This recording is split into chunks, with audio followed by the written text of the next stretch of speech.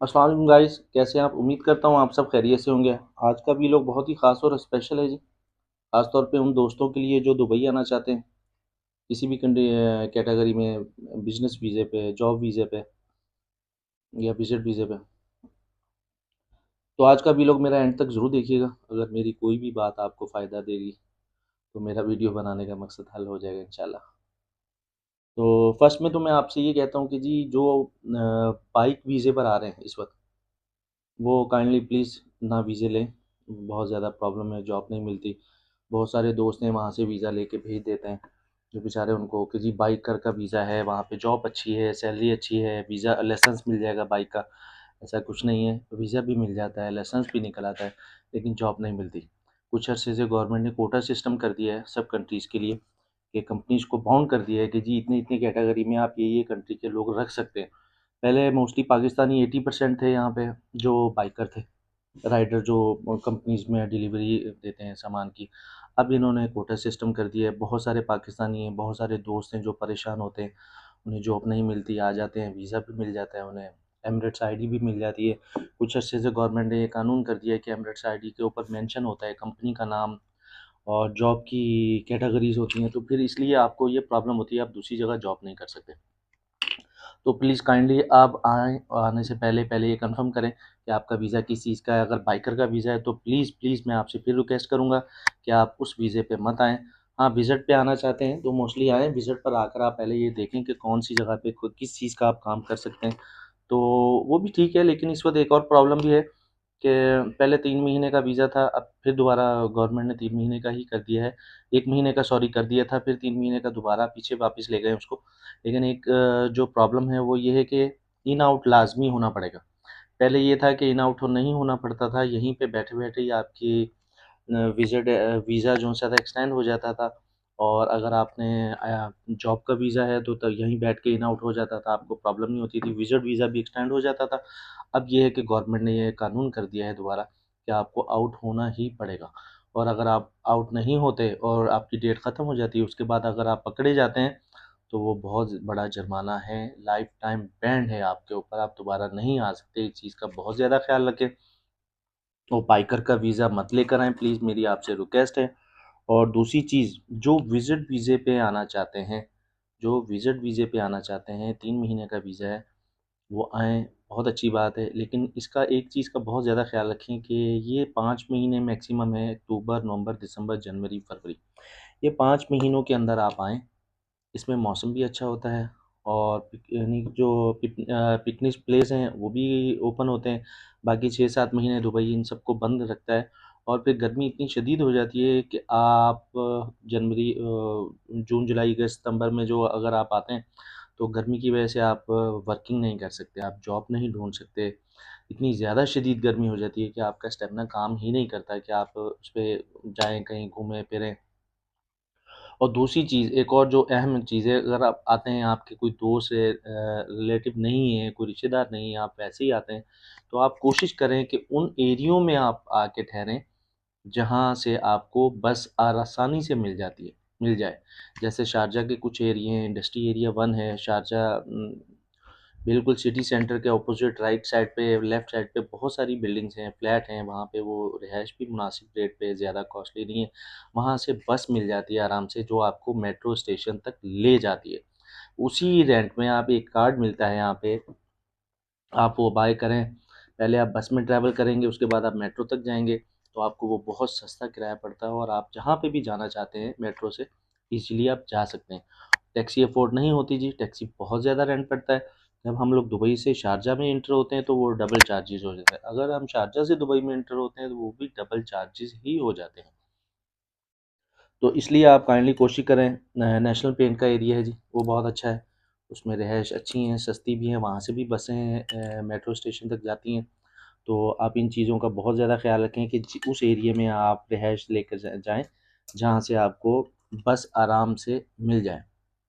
और उसके अलावा कुछ दोस्त मुझसे कह रहे थे कि जी हम लोगों ने आके बिज़नेस करना चाहते हैं कम पैसों में, तो आप उसके लिए भी आपके पास एक बहुत अच्छा अपॉर्चुनिटी है कि आप आएँ यहाँ पे आके अगर कोई भी कंपनी किसी भी चीज़ का आप वीज़ा ले लेते हैं, तो यहाँ पे 6 नंबर इंडस्ट्री एरिया है, वहाँ पे कुछ दुकानें छोटी-छोटी अभी शुरू की उन्होंने, आपको उसके लिए लाइसेंस की ज़रूरत नहीं है।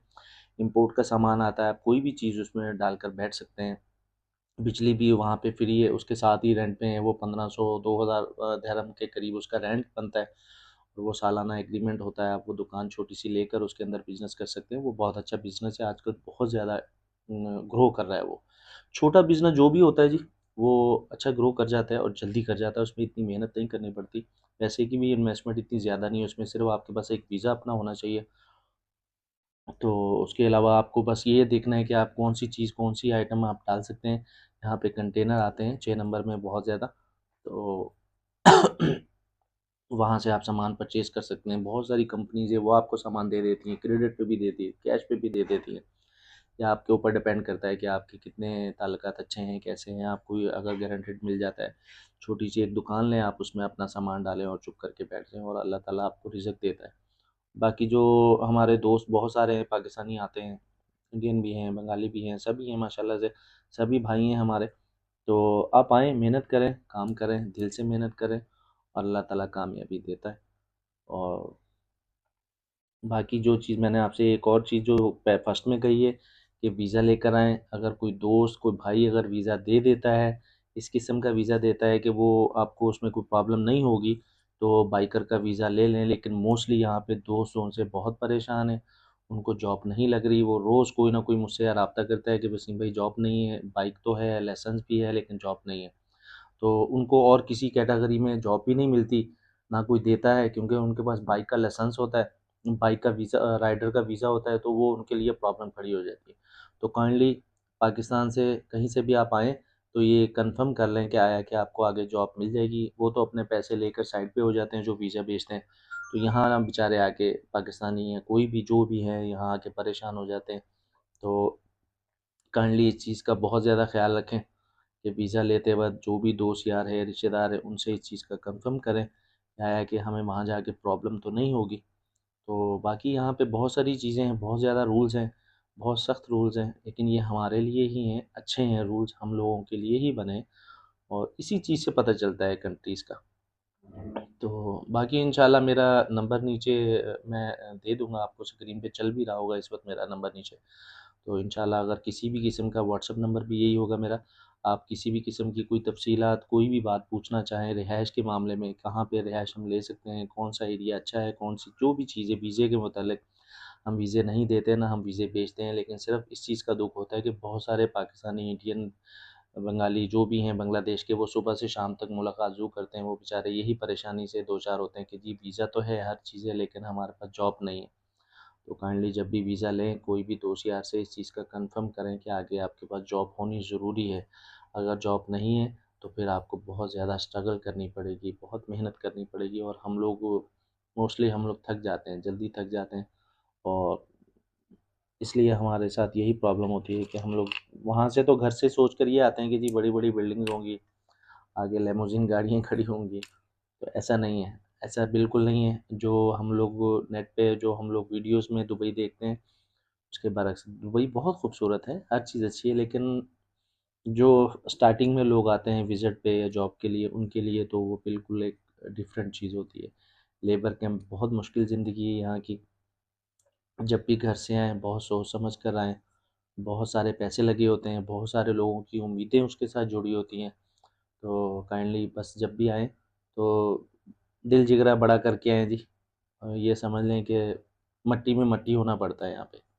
फुटपाथ पे बैठ के खाना भी खाना पड़ता है और फुटपाथ पे सोना भी पड़ता है।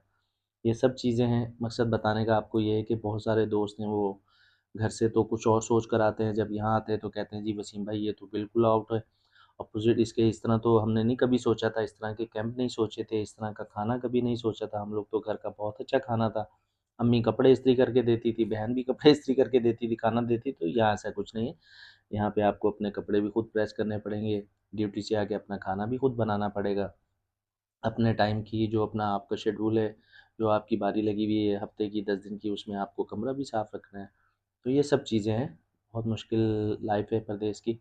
तो अपना ख्याल रखें, दुआओं में याद रखें। अगर मेरा व्लॉग आज का अच्छा लगे तो उसे सब्सक्राइब ज़रूर कीजिएगा, लाइक कीजिएगा, शेयर कीजिएगा, बेल आइकॉन का बटन ज़रूर दबाइएगा। आज का व्लॉग बनाने का मकसद ही यही था कि कुछ दोस्तों ने ख़ास तौर पे ये फ़रमाइश की थी मुझे पर्सनली कि वसीम भाई, बहुत सारे दोस्त ऐसे हैं जो हम लोग वीज़े लेकर तो आ गए हैं बाइक के, और भी लाइसेंस भी निकल आए हैं, लेकिन हमारे पास जॉब नहीं है और इस वक्त हम बहुत ज़्यादा परेशान हैं कि रूम के रेंट भी नहीं दे पा रहे और खाने के लिए भी प्रॉब्लम है। तो काइंडली इस सिलसिले में आप कुछ थोड़ा सा अगर यूट्यूब चैनल पे अपने चैनल से कुछ लोगों को इन्फॉर्मेशन देना चाहें तो मैंने कहा यार कोई मसला नहीं है, मैं इंशाल्लाह ज़रूर इस मसले में कर सकूँगा। वीडियोस तो ऐसी मैं नहीं ख़ास बना पाता, लेकिन ये कि आप लोगों की मोहब्बत है, बस कुछ भाई हैं, उन्होंने फ़रमाइश करके बस मुझे ये शुरू करवा दिया। वैसे कुछ आपकी दुआएं चाहिए जी, अपनी दुआओं में याद रखिएगा, ढेर सारी दुआएं दे दिया करें, बस इससे ज़्यादा और कुछ नहीं चाहिए। और इंशाल्लाह मैं फिर उम्मीद है कि दोबारा किसी और व्लॉग में इंशाल्लाह मैं आपसे इस सिलसिले में तफसील से फिर दोबारा बात करूँगा। अपना ख्याल रखें, दुआओं में याद रखें। अल्लाह हाफ़िज़।